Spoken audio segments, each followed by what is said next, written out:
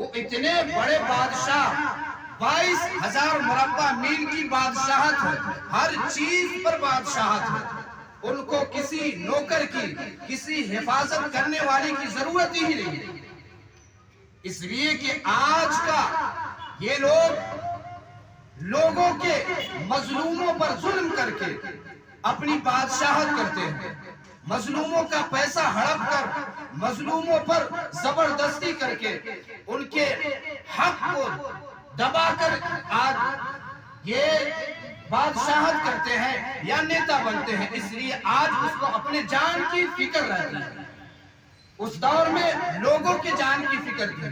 بادشاہ کو اپنی جان کی فکر نہیں تھی، لوگوں کے جان کی فکر تھی، لیکن آج اپنی جان کی فکر ہے،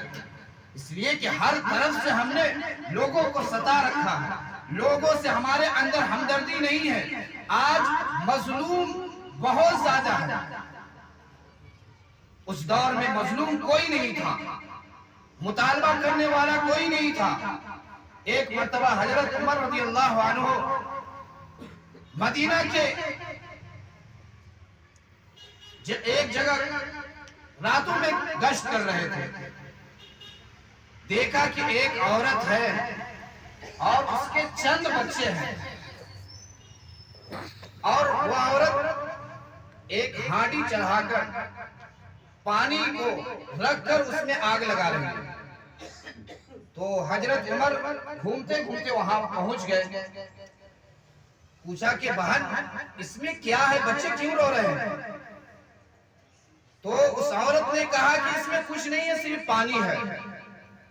اور میں اس لیے اس کو آگ پر چڑھا رکھی ہے تاکہ بچے کو تسلی ہو جائے، تاکہ بچے اس سے تسلی ہو جائے اور اسی حالت میں سو جائے۔ اس کی تسلی کے لیے ہم نے ہانڈی کو آگ پر چڑھایا، اور اس عورت نے کہا کہ ہمارا خلیفہ حضرت عمر ہے، اس کو ہماری خبر نہیں ہے کہ ہم کس حالت میں ہیں۔ تو حضرت عمر کو دیکھنا تھا، فوراً وہاں سے گئے اور بیت المال سے آٹا، پنیر، جو چیز تھا لا کر وہاں رکھ دیا، اور وہ اپنے ہاتھ سے انہوں نے حلوہ پکایا اور بچے کو کھلایا، اور جو ان کے ساتھ ان کا خادم تھا اس نے کہا کہ آپ یہ نہ لے جائیں، ہم اپنے پیٹھ پر لاد لیتے ہیں۔ تو حضرت عمر نے کیا جواب دیا؟ کیا کل قیامت میں ہمارے بوجھ کو تم اٹھاؤ گے؟ کل قیامت میں یہ پوچھ ہم سے ہوگا، تم سے نہیں ہوگا کہ تم خلیفہ بنے ہوئے تھے، تو یہ ذمہ داری ہماری ہے، ہم خود ہی آٹا اپنے سر پر لاد کر اس کے یہاں لے جائیں گے، اور اپنے ہاتھ سے حلوہ پکا کر اور بچے کو کھلایا، اور انہوں نے خادم سے کہا کہ ہم نے جس طرح اس بچے کو روتا ہوا دیکھا تھا، ہمارا دل چاہا کہ اس کو ہنستا ہوا دیکھو۔ جب اس نے کھا لیا تو ہنسنے لگے، تو حضرت عمر نے کہا کہ اب ہمارے اندر تسلی آ گئی کہ ہم نے اس کو دیکھا تھا روتا ہوا، لیکن ہمارے دل میں خیال آیا تھا کہ اس بچے کو ہم ہنستا ہوا دیکھیں۔ تو اس عورت نے کہا کہ ہمارے خلیفہ کو اس کا خبر نہیں ہے، کاش اس کی جگہ پر تم ہوتے، آج ہم ہوتے تو بتا دیتے کہ نہیں ہم ہی خلیفہ ہے،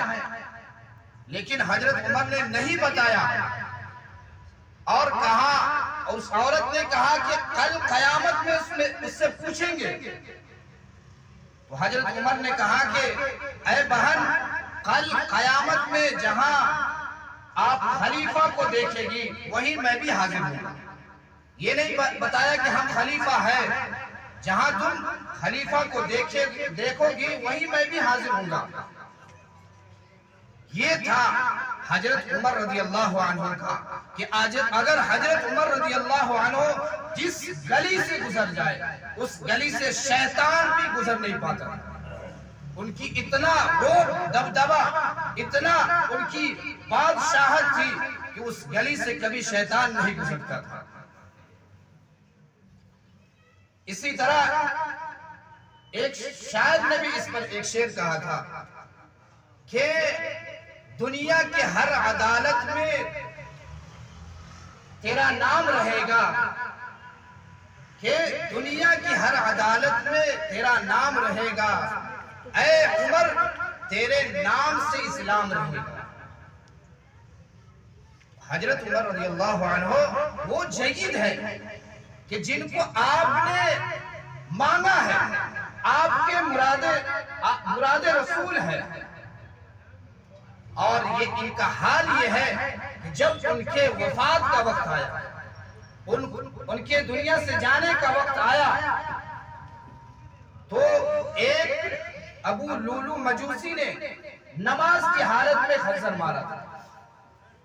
فجر کی نماز پڑھا رہے تھے، اسی حالت میں